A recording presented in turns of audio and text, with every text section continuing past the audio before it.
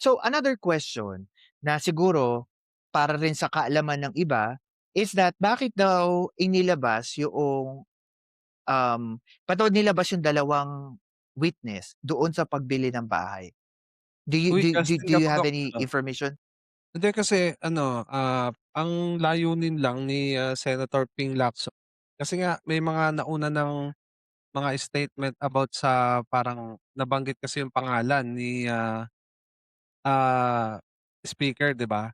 So, ang gusto Hmm, lang dun, ang layunin lang dun ni Senator Ping is kung meron talagang kung made-determine nila yung, actual connection ni speaker. yeah, yung yeah, isa din sa pinunto niya kasi kaya niya rin 'to sinabi at inopen up sa komite because gusto din para niya magbukas ng Pandora's box na, okey, eto yung isa pang lead na puwedeng gamitin ng ombudsman kung talagang gusto nilang puntiryahin si Speaker Yun nga, Romualdez kasi merong koneksyon. At, paliwanag din dito ni Senator Ping Lacson, under the Philippine jurisprudence sa korte, mas matibay po kapagka in-identify ng isang witness positively yoong suspect o yung agree, mismong agree, nakausap nila sa isang, sitwasyon. agree.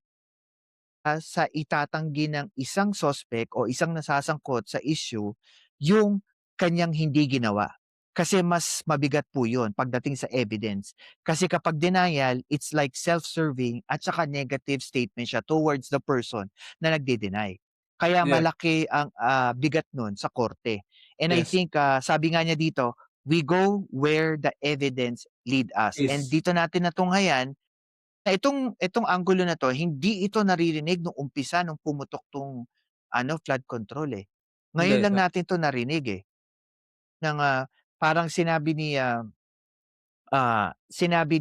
another thing din na sinabi niya rito is that ang puna ng mga DDS senators nung pumirma nun sa minority, sabi nila, failure of the committee to summon Saldico. What's your reaction? Hindi itatanggol ko nga, nga eh.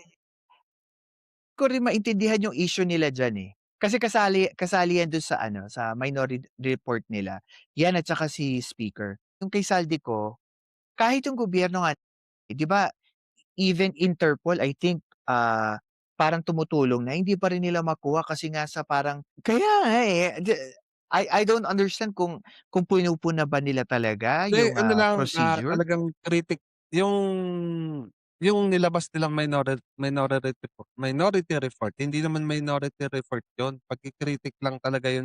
Hindi ko talaga maintindihan. Alam mo minsan na na nagtataka rin ako sa minority na lang. Sabihin na natin minority.